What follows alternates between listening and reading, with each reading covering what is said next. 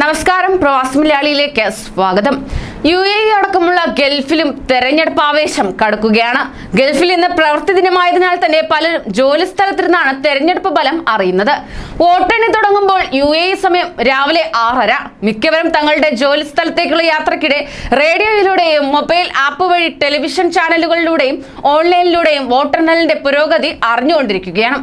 Barber shop തുടങ്ങിയ സ്ഥാപനങ്ങളിൽ ടെലിവിഷനിലൂടെ ഫലം പ്രദർശിപ്പിച്ചിരുന്നു. ഇതിനു ചുറ്റും ആളുകൾ കൂടി നിന്ന്. കേരളത്തിൽ ചരിത്രത്തിൽ വീണ്ടും ഇടതുപക്ഷം തുടർഭരണം നേടുമെന്ന് ഉറപ്പായതിനാൽ ഭൂരിഭാഗവും സന്തോഷിക്കുകയാണ്.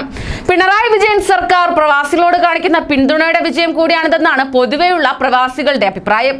തങ്ങളുടെ പ്രിയപ്പെട്ട സ്ഥാനാർത്ഥികൾക്ക് വേണ്ടി പ്രവർത്തിക്കാനും വിജയിച്ചാൽ ആഹ്ലാദത്തിൽ പങ്കുകൊള്ളാനും വലിയൊരു വിഭാഗം പേർ ആഴ്ചകൾക്ക് മുമ്പേ നാട്ടിലേക്ക് എത്തിച്ചേർന്നിരുന്നു.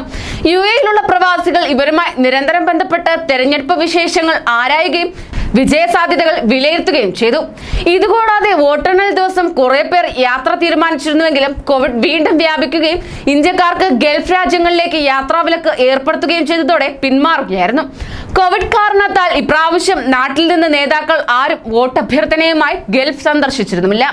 ഇതുകൂടാതെ രാഷ്ട്രീയ പ്രവർത്തനത്തിന് കർശന നിരോധനമുള്ള രാജ്യങ്ങളായതിനാൽ ഗൾഫിൽ വിജയാഹ്ലാദവും അത്ര വിപുലമാക്കാൻ സാധ്യതയില്ലെങ്കിലും ഇന്ന് വൈകിട്ട് ജോലിസ്ഥലത്ത് നിന്ന് തിരിച്ചെത്തിയ ശേഷം വിവിധ കേന്ദ്രങ്ങളിൽ ഒന്നിച്ചുകൂടി ആഹ്ലാദം പങ്കിടാൻ പ്രവാസികൾ തീരുമാനിച്ചിട്ടുമുണ്ട്.